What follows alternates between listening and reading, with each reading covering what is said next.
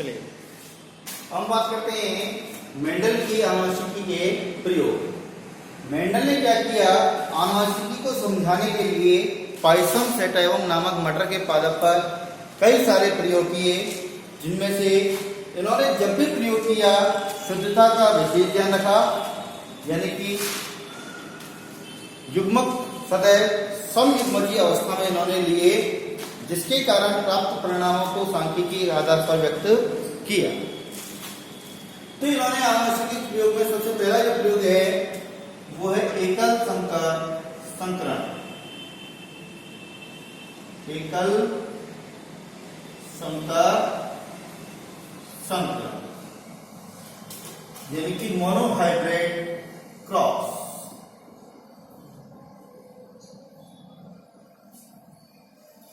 इन्होंने अपने आनुवंशिक प्रयोग में एकल संकरण में एक जोड़ी विपर्यासी लक्षणों के मध्य संकरण कराया, जिनमें समयुग्मजीय प्रभावी तथा समयुग्मजीय अप्रभावी पादपों के मध्य संकरण कराया तथा F1 पीढ़ी प्राप्त की तथा F1 पीढ़ी में प्राप्त संततियों में आपस में स्वपरागण कराया और F2 प्राप्त की। F2 पीढ़ी में जिनका लक्षण प्रारूप 3:1 तथा जीन प्रारूप 1:2:1 प्राप्त हुआ। तो मान लीजिए एकल संकरण में एक जोड़ी विपर्यासी लक्षणों का उपयोग किया जाता है। जैसे हमने लक्षण ले लिया पादप की लंबाई,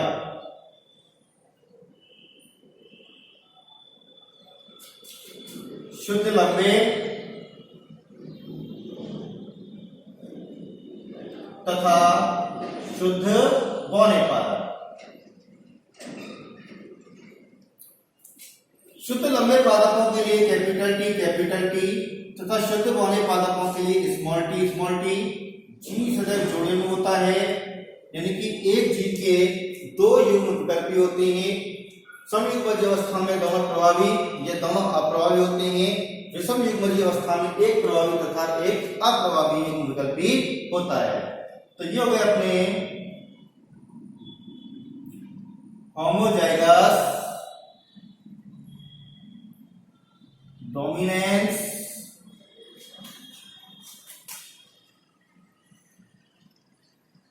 टॉल प्लांट।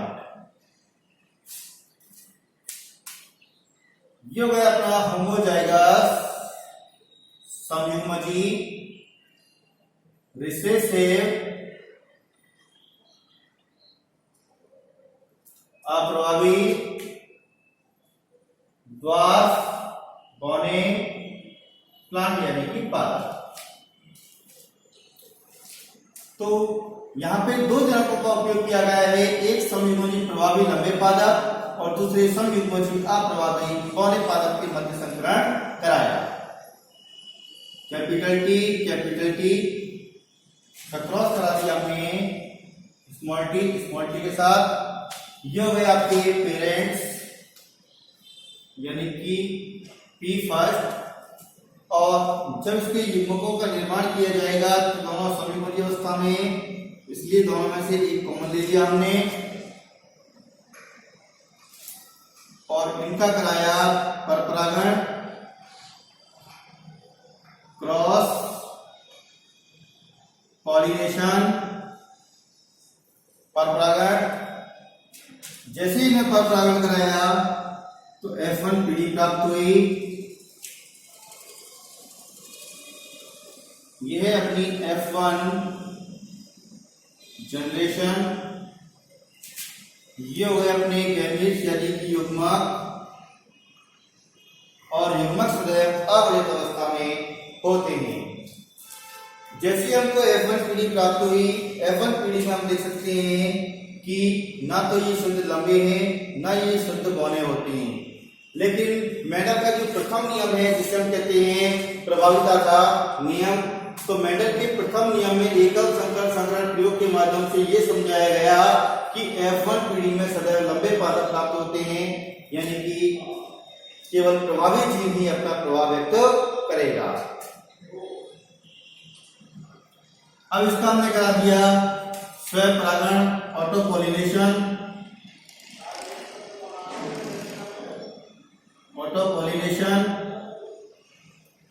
जब इनका स्व परागण गया तो इसी का क्रॉस इसी के जनक के साथ करा दिया जाता है, capital T small T into capital T small T.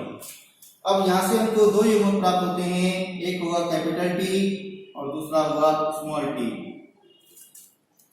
मादा जनक से भी दो प्राप्त होते हैं, कैपिटल टी और दूसरा प्राप्त हुआ स्मॉल टी। अब F2 पीढ़ी के लिए क्या करेंगे, F2 जनरेशन। F2 पीढ़ी के लिए हम उसी पुन्नेट द्वारा दिए गए चेकर बोर्ड का निर्माण करते हैं।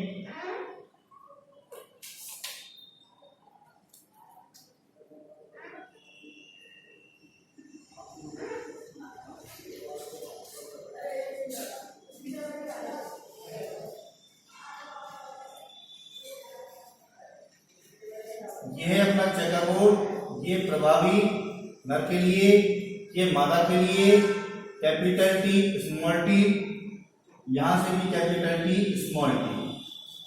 इसका इसके साथ कराएंगे तो कैपिटल टी, इसका इसके साथ कराएंगे कैपिटल टी स्मॉल टी, इसका इसके साथ कराएंगे तो कैपिटल टी स्मॉल टी, और इसका इसके साथ कराएंगे तो स्मॉल टी।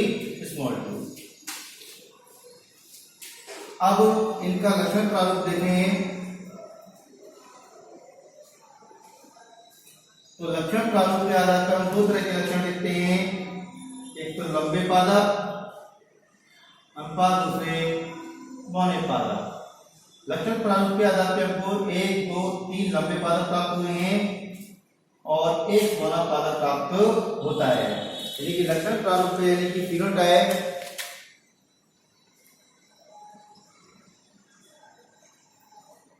3:1 प्राप्त होता है। जबकि जीन प्रारूप की बात करें यानी कि जीनोटाइप की बात करें तो जीन प्रारूप के आधार पर हमको 3 प्रकार के पादप प्राप्त होते हैं, शुद्ध लंबे, संकरित और शुद्ध बौने पादप। शुद्ध लंबे पादप की संख्या 1 है, संकरित पादपों की संख्या 2 है और शुद्ध बौने पादपों की संख्या 1 है। यानी कि जीन प्रारूप 1:2:1 प्राप्त होता है। यानी कि एकल संकरण के द्वारा मेंडल की प्रभाविता के नियम को समझाया जा सकता है कि मेंडल की प्रभाविता का नियम ये कहता है कि F1 पीढ़ी में सदैव प्रभावी लक्षण व्यक्त होते हैं, अप्रभावी लक्षण पर प्रभाव व्यक्त नहीं कर पाते, क्योंकि प्रभाविता के नियम का पालन करते हैं। अगला है अपना द्विसंकर संकरण। द्विसंकर संकरण में हम दो जोड़ी विपर्यासी लक्षणों का उपयोग करते हैं। पादप के दो जोड़ी विपर्यासी लक्षणों के मध्य संकरण कराया जाता है और उसके द्वारा उत्पन्न संतति में उनके प्रभावों का अध्ययन किया जाता है, जिनका लक्षण प्रारूप 9:3:1 प्राप्त होता है। जबकि जीन प्रारूप 12:24:12:1 के रूप में प्राप्त होता है। दूसरा है द्विसंकर संकरण यानी कि डाइहाइब्रिड क्रॉस। डाइहाइब्रिड क्रॉस में मेंडल ने दो जोड़ी विपर्यासी लक्षणों का उपयोग किया है, जैसे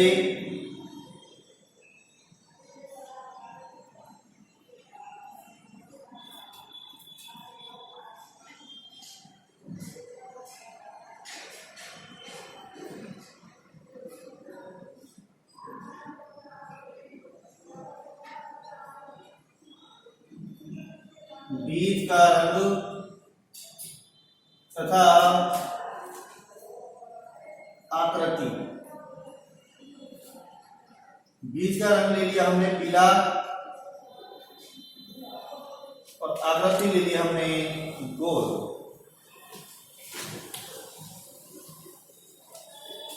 जो कि एक प्रभावी लक्षण है और इसे प्रदर्शित किया गया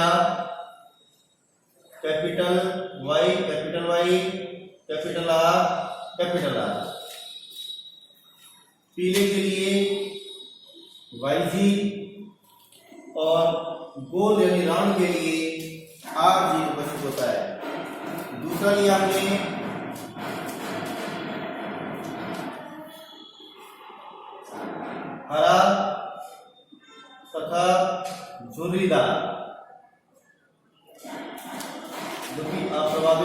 है और इसे हमने प्रदर्शित किया स्मॉल वाई और स्मॉल आर से। ग्रीन के लिए स्मॉल वाई और झुर्रीदार के लिए स्मॉल आर, यानी कि ये हो गए आपके होमोजाइगस डोमिनेंस समयुग्मजी प्रभावी येलो एंड राउंड सी यानी कि बी। दूसरे हो गए अपने समयुग्मजी यानी कि होमोजाइगस रिसेसिव समयुग्मजी अप्रभावी ग्रीन एंड विंकलेट सी झुर्रीदार बी। तो यहाँ पे हम दो जोड़ी विपर्यासी इलेक्ट्रॉनों के मध्य संकरण कराते हैं जिससे F1 पीढ़ी प्राप्त होती है तथा F1 पीढ़ी में अपूर्ण प्रभाविता को देखा जा सकता है और सह प्रभाविता को देखा जा सकता है, जो कि मेंडल के नियम के अपवाद को प्रदर्शित करते हैं। प्रभाविता के नियम के अपवाद प्राप्त हो चुके हैं जो कि अपूर्ण प्रभाविता या सह प्रभाविता के रूप में दिखाई दे सकता है। यानी कि इसे विसंयोजन का नियम भी कहते हैं, यानी प्रत्येक जीव पूरी तरह स्वतंत्र होता है कि वो प्रभावी के साथ रहकर या अप्रभावी के साथ रह करके अपने प्रभाव को व्यक्त कर सकता है, या फिर वो पूरी तरह से स्वतंत्र होता है कि अपने प्रभाव को व्यक्त करे, यानी कि प्रभावी का प्रभाव अप्रभावी जीव पर कभी प्रभावी नहीं होता, यानी कि उसके प्रभाव को अप्रभावी के कभी प्रभाव को नष्ट नहीं कर पाता। यहाँ पे हम इसको इस चीज के द्वारा समझ सकते हैं। तो हमने यहाँ पे दो जोड़ी विपर्यासी इलेक्ट्रॉन ले लिए।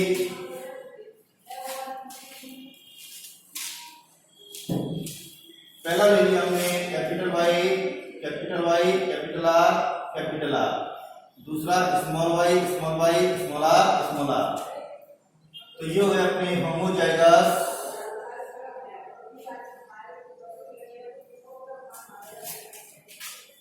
Dominance yellow and round seed. दूसरे अपने हो गए होमोजाइगस रिसेसिव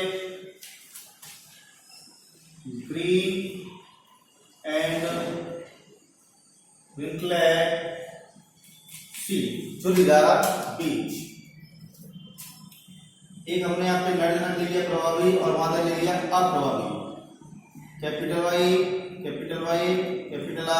कैपिटल आर, इसका क्रॉस करा दिया स्मॉल वाई स्मॉल आर।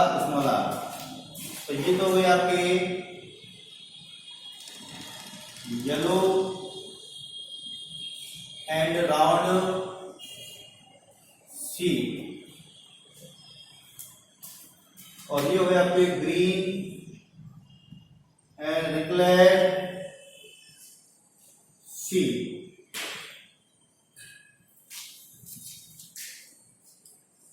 दोनों जोड़े में से हमने कॉमन ले लिया, इसमें से कैपिटल वाई इसमें से कैपिटल आर, युग्म प्राप्त हुआ। इसमें भी दो समान युग्म प्राप्त होंगे, एक में से स्मॉल वाई ले लिया और दूसरे में से स्मॉल आर ले लिया। तो ये हमारे युग्म हो गए। ये है आपके पेरेंट्स फर्स्ट यानी कि P1, ये है आपके गैमीट्स जो कि अवरोध होते हैं, अर्धसूत्री वाले द्वारा इनका निर्माण किया जाता है। अब इनका कराया हमने संकरण। जब इनका संकलन कराया तो F1 पीढ़ी में capital Y capital R small R संतति प्राप्त होती है, जिसे हम कहते हैं F1 जनरेशन।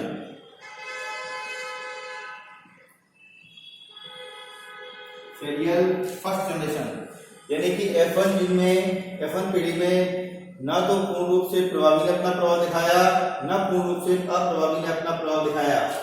यानी कि ये प्रभाव कैपिटल वाई का प्रभाव अभी स्मॉल वाई के प्रभाव पर और कैपिटल आर और स्मॉल आर दोनों अपने अपने प्रभाव को व्यक्त करते हैं। यानी कि हमको संकरित पीले तथा संकरित गोल बीज प्राप्त होते हैं। संकरित पीले तथा संकरित गोल बीज वाली संततियां प्राप्त होती हैं। जैसे इसका हम स्वयं परागण कराएं, जब इसका स्वयं परागण किया जाता है, यानी कि इसी का संकरण इसी की समान संतति के साथ करा दिया जाए, जनक के साथ करा दिया जाए, यानी capital Y small Y capital R small R, इसी का क्रॉस दूसरे के साथ करा दिया है, capital Y capital R small R. तो हमको यहाँ पे 4 प्रकार के युग्मक प्राप्त होते हैं।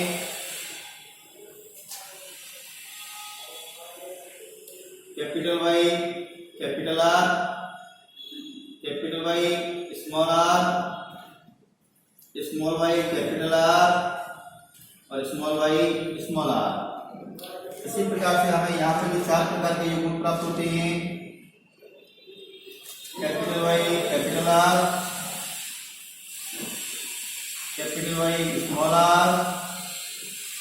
स्मॉल वाई कैपिटल आर और स्मॉल वाई स्मॉल आर। तो हमको F2PD के लिए युग्मक प्राप्त हो गए 4 प्रकार के युग्मक। तो F2PD निकालने के लिए चेकर बोर्ड का निर्माण करते हैं। F2 जनरेशन, F2PD और F2PD के लिए हम C2नेट का चेकर बोर्ड बनाते हैं।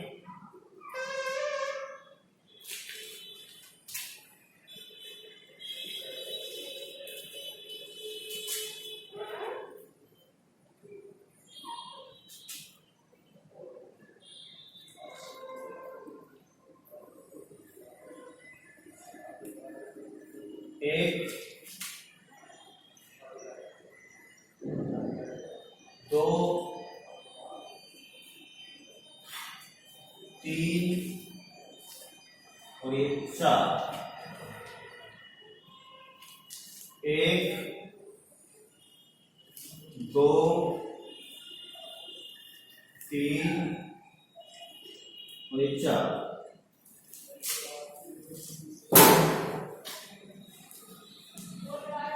एक तरफ ले लिया हमने नर युग्मक और दूसरी तरफ ले लिया मादा युग्मक। नर युग्मक ने ले लिया capital Y capital R, capital Y small R, small Y capital R, small Y small are.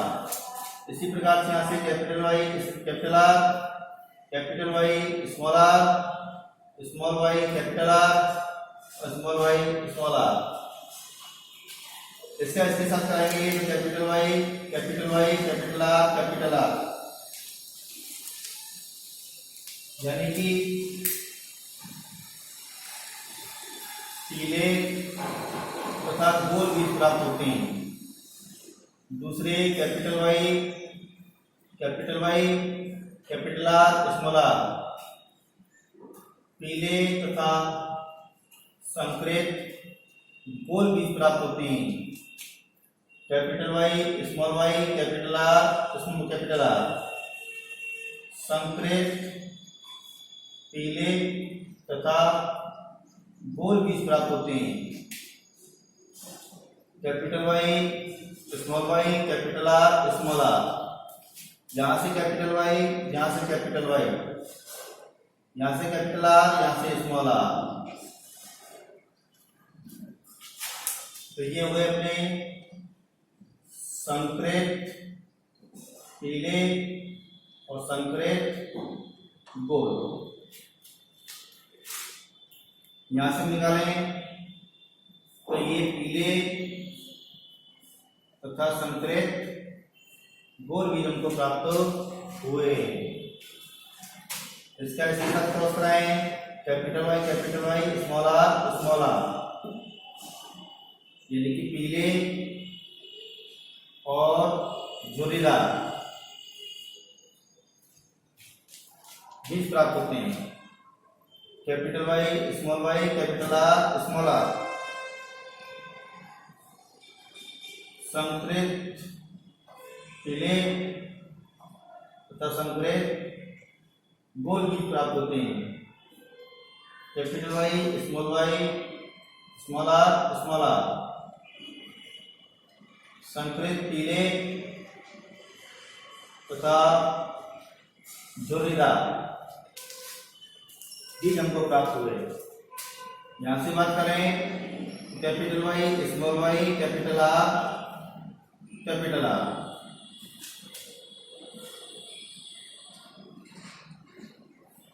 Capital Y, small Y, capital R, small R. Small Y, capital R, capital R. Small Y, capital R, small R. Y R R. Capital Y, small R, small R. Small Y, capital R, small R. और small Y, small R. तो इस प्रकार से हमको पादप प्राप्त होते हैं। यानी कि अगर हम इसका लक्षण प्रारूप देखें, फिनोटाइप, तो फिनोटाइप में हमको 9 अनुपात 3 अनुपात 3 अनुपात 1 प्रकार के पादप प्राप्त होते हैं। यानी कि पीले तथा गोल, पीले गोल, पीले गोल, पीले गोल, पीले गोल, पीले गोल, 1 2 3 4 5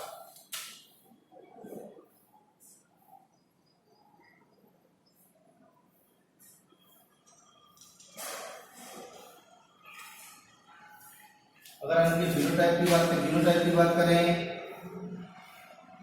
तो जीनोटाइप में 12 24 12 12 1 का अनुपात प्राप्त होता है। यानी कि 1 अनुपात 2 अनुपात 2 अनुपात 4 अनुपात 1 अनुपात 2 अनुपात 1 अनुपात 2 अनुपात 1 पादप प्राप्त होते हैं। तो ये है आपका द्विसंकर संकरण। द्विसंकर संकरण में देखें तो इन प्रारूप के आधार पर हमको कई प्रकार के पादप प्राप्त होते हैं, जैसे capital Y, capital R, capital are.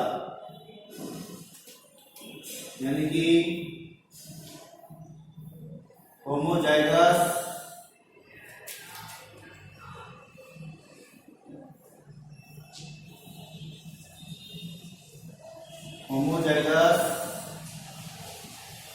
Yellow and round seed. दूसरे capital Y, capital R, small R. Homozygous, yellow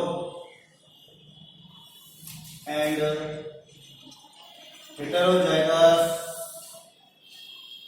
विषमयुग्मजी, heterozygous, round seed. तीसरे को प्राप्त हुए कैपिटल वाई, स्मॉल आर। तो होमोजाइगस, येलो एंड होमोजाइगस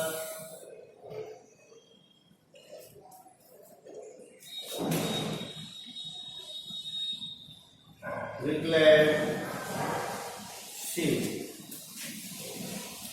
इसी प्रकार के पादप प्राप्त हुए capital Y, small Y, capital R, capital R.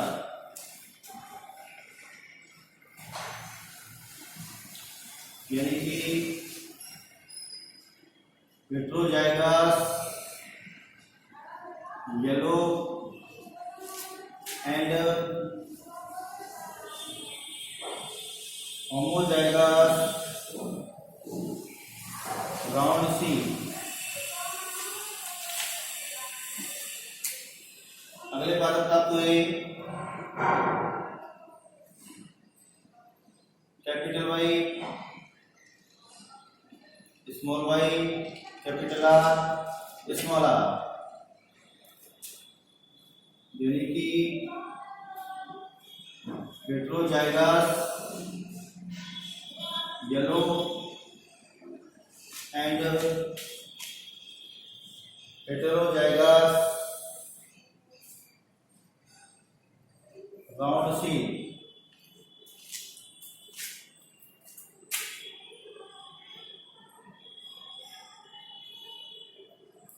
Capital Y small R small R.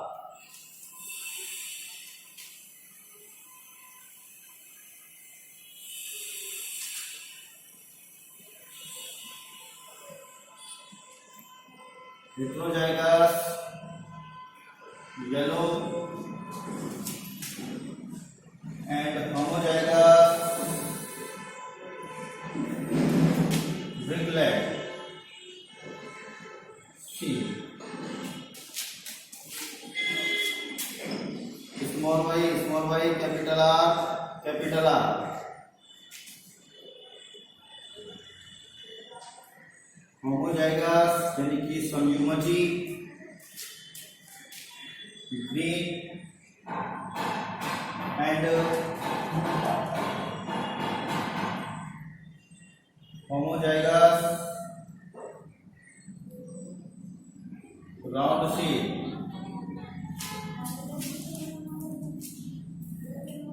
Small I capital R small are.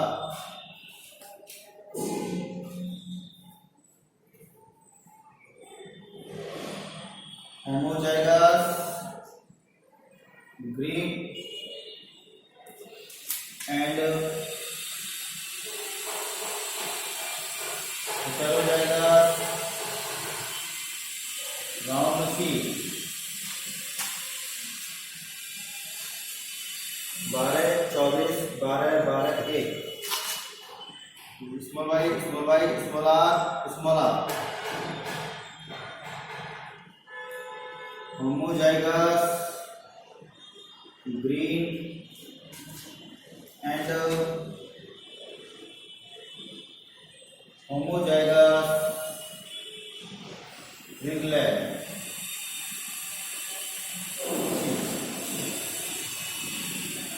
अब हमें देखना है कि कैपिटल वाई और कैपिटल आर कितने पादप प्राप्त होते हैं।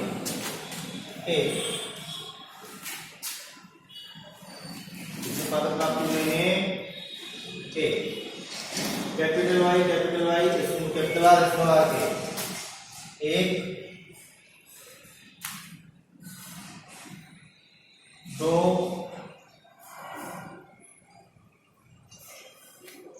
2 पादप प्राप्त हुए हैं। कैपिटल वाई स्मॉल आर के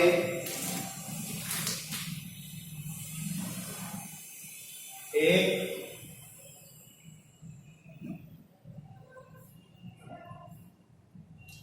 केवल 1 पादप प्राप्त हुआ है। अब देखते हैं capital Y small Y capital R के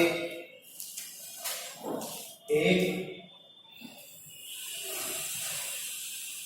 2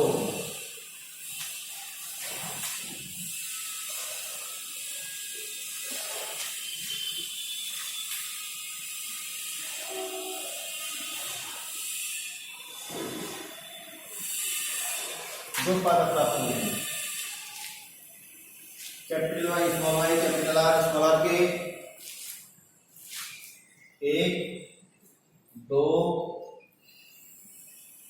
3 4 पादप प्राप्त हुए हैं। कैपिटल वाई स्मॉल आर के 1 2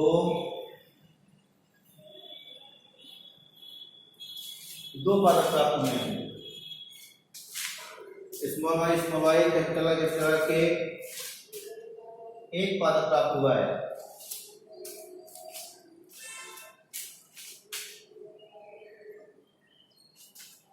स्मॉल वाई कैपिटल आर के 1 2 पादप प्राप्त हुए हैं